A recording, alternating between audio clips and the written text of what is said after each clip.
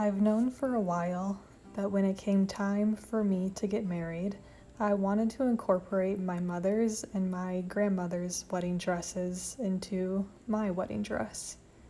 I think there is something so incredibly sweet and sentimental about wearing a piece of their wedding dresses.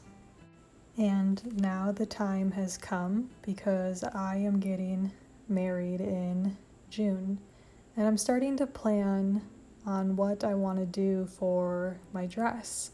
So this is my mother's wedding dress from the late 80s. I've been slowly working on it, trying to transform it into a dress that I love. And so far we have removed the classic puffy shoulders and long sleeves, removed hundreds of beads and sequins, and I even raised the front waistline of the dress. And now it's time to tackle the train, the bottom half of this skirt. It's the last piece of the dress I haven't touched yet. So I've got my trusty seam ripper ready. Let's do this. Let's get rid of the last beads and sequins.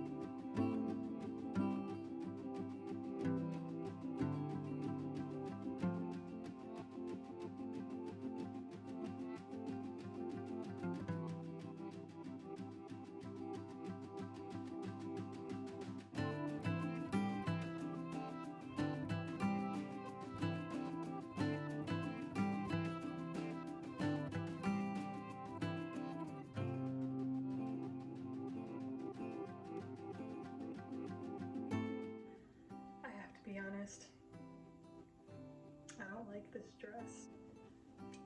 I was feeling so positive about the top of this dress. Sprig wants to say hi.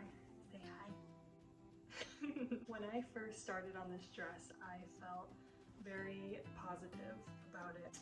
I loved the top of this dress, especially once I took all of the beads and sequins off. I loved this lace design. And I also liked it even more and was more excited after I raised the waistline from that drop waist to an A-line now. And I was so excited about it, but after taking all of the beads and the sequins off the skirt and the long train, I can't get over how shiny the material is, and the dress itself is too poofy. It's just not my style. It would be so cool to wear my mom's dress, but it's just not for me.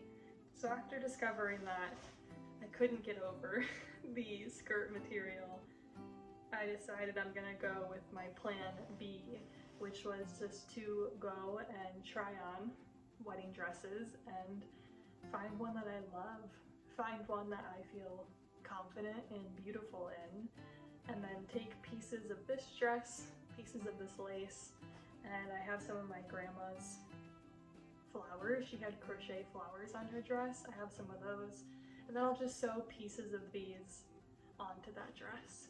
And that is more than okay too. That was always kind of my original plan anyways. Although there has been an exciting update. So I was mentioning, I think in the first video, I'm not sure about the second video in the series, but the only thing I had from my paternal grandmother was these earrings, these little silver hoops, and so I was gonna wear these on my wedding day. That way I could still have a piece of her with me. I was talking to my sister the other day, and she lives back home where I was raised, and that's where my grandma was when she passed, and her house is still there and everything. And I was telling her about, you know, trying to redo these wedding dresses and, you know, my love of the history of it all and just how sentimental it is. And she asked me, would you want Grandma's dress? And I was like, I didn't know they had it. Yes, I would love that dress. I was very close to my paternal grandmother in her last couple years, and before she passed, I had actually told her about this idea, and I actually tried on the dress with her. It fit me as well, you know, everywhere, except it was a little short. She was only 5'2", 5'3", and I'm 5'8", 5'9", so it's just a little too short. I'm just so happy because now I'm gonna have my mom's dress and now both of my grandmother's dresses, and I just think it's so sweet, and I'm just so happy that I get to have more of my paternal grandmother with me that day. That's all the updates I have for now, so we'll see in the next video. It might be a bit depending on when my sister ships my grandmother's dress to me. We'll see if maybe I'll end up wearing that dress, or I will go and buy a regular dress and then be sewing on pieces of all these dresses onto that dress. It's a long-winded explanation. Thanks for watching, and I'll see you very soon. Take care.